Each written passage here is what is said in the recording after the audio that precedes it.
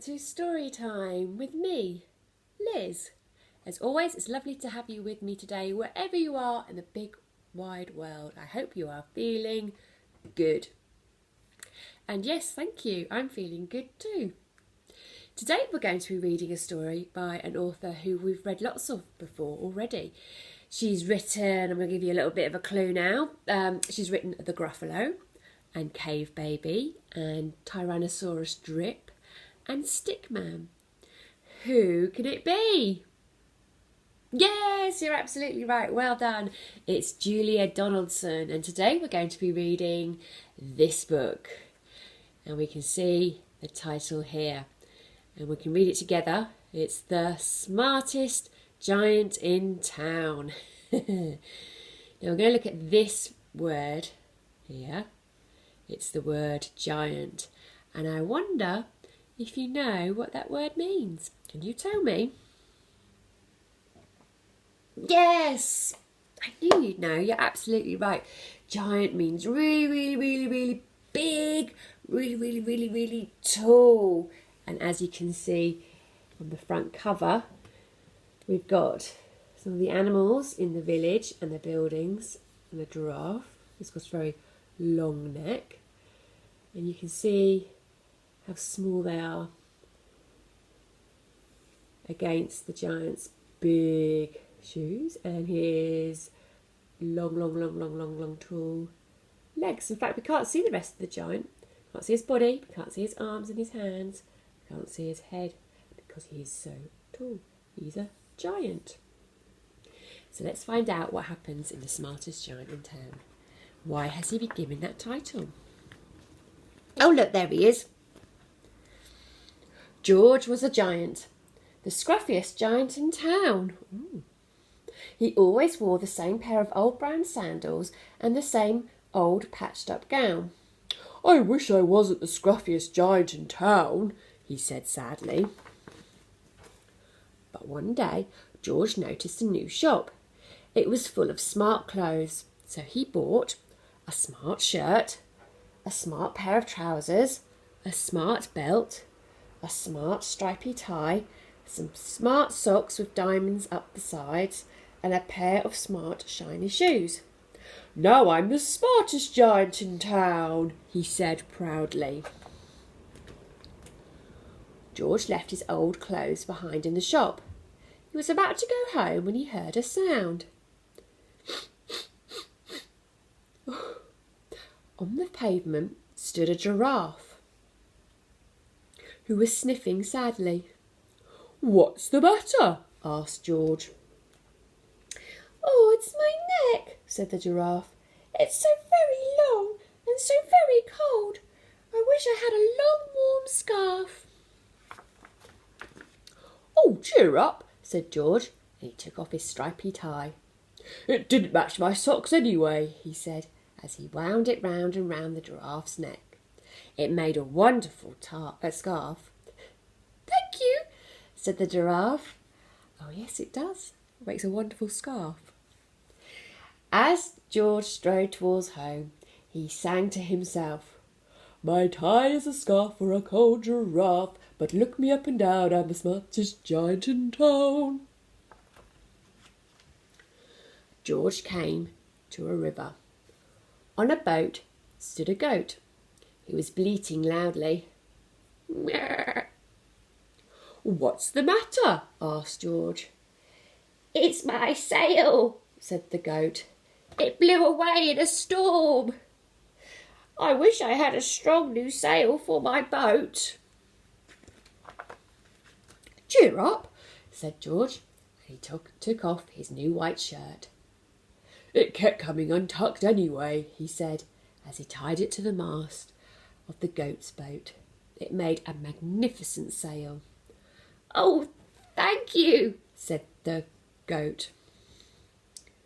George strode on, singing to himself, "My tie is a scarf for a cold giraffe, my shirt's on a boat as a sail for a goat, but look me up and down, I'm the smartest giant in town." George came to a tiny ruined house. Beside the house stood a white mouse with lots of baby mice. They were all squeaking, squeak, squeak, squeak, squeak. "What's the matter?" asked George. "It's our house," squeaked the mother mouse. "It burnt down and now we have nowhere to live. I wish we had a new house." "Oh, cheer up," said George, and he took off one of his shiny shoes. "It was giving me blisters anyway," he said, as the mouse and her babies scrambled inside. The shoe made a perfect home for them. "Oh, thank you," they squeaked. George had to hop along the road now, but he didn't mind. As he hopped, he sang to himself.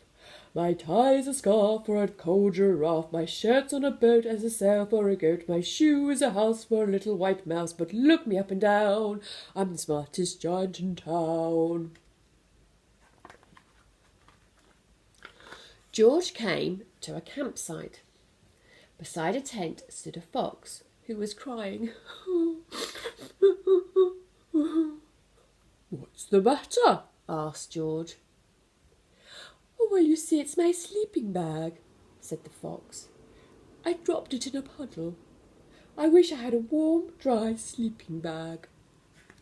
"Oh, cheer up," said George, and he took off one of his socks with the diamonds on the side. "It was tickling my toes anyway," he said, as the fox snuggled into it. It made a very fine sleeping bag. "Oh, thank you," said the fox. George hopped on, singing to himself.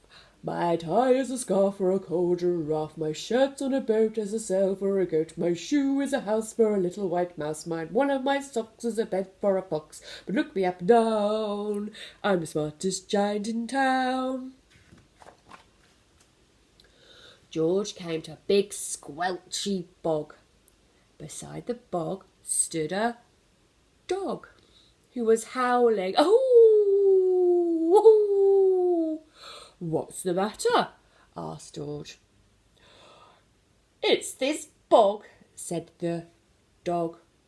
"I had to get across, but I keep getting stuck in the mud. I wish there was a safe, dry patch." "Oh dear." "Cheer up," said George, and he took off his smart new belt. "It was squashing my tummy anyway," he said, as he laid it over the bog. It made an excellent path. "Oh, thank you," said the dog. The wind started to blow, but George didn't mind. He hopped on, singing to himself. "My tie is a scarf for a cold giraffe, my shirt's on a boat as a sail for a goat, my shoe is a house for a little white mouse, one of my socks is a bed for a fox, my belt held a dog who was crossing a bog, but my trousers are falling down, I'm the coldest giant in town." Suddenly, George felt sad and shivery and not at all smart. He stood on one foot and thought, "I'll have to go back to the shop and buy some more clothes," he decided. So he turned round and hopped all the way back to the shop. But when he got there, it was closed. "Oh no!" cried George, and he sank down onto the doorstep, and a tear ran down his nose. He felt as sad as all the other animals he had met on his way home. Then, out of the corner of his eye, he saw a bag with something familiar poking out of the top. George took a closer look. "Oh, my gown!" he yelled. "My dear old gown and sandals!" And George put them on. They felt wonderfully comfortable. "Oh, I'm the cosiest giant in town," he cried, and he danced back home along the road. Outside his front door stood all the animals he had helped. They were carrying an enormous present. "Come on, George," they said. "Open it." So George untied the ribbon, and inside was a beautiful gold paper crown. Yes, there it is, and a card. "Look inside the card, George," said the animals. George put the crown on his head and he opened his card. And inside it said, "You gave your scarf to a cold giraffe, your shirt's on a boat as a sail for a goat, your shoe is a house for a little white mouse, one of your socks is a bed for a fox, your belt helped a dog who was crossing a bog, so here is a very fine crown to go with the sandals and gown of the kindest giant in town." Oh, what a fabulous card, because someone's written it and drawn some wonderful pictures. We've come to the end. Oh, that's so true what that letter said, that card said. George is the kindest giant in town. He brought his lovely new clothes and he felt very smart, very dapper. And then he met all these animals who were feeling very sad. And so he helped them by giving them an item of clothing each. And then they felt happy. And then George felt cold. And then he couldn't find his clothes. But he found his old clothes and that made him a bit more happier. And I think there's a message for all of us in this story, isn't it? It's about being kind and helping our friends and one another. Well, I do hope you enjoyed that story. I certainly enjoyed reading it to you. And until we meet again, remember, stay safe, wash those hands, really, really important, and always keep smiling. Bye for now. Take care.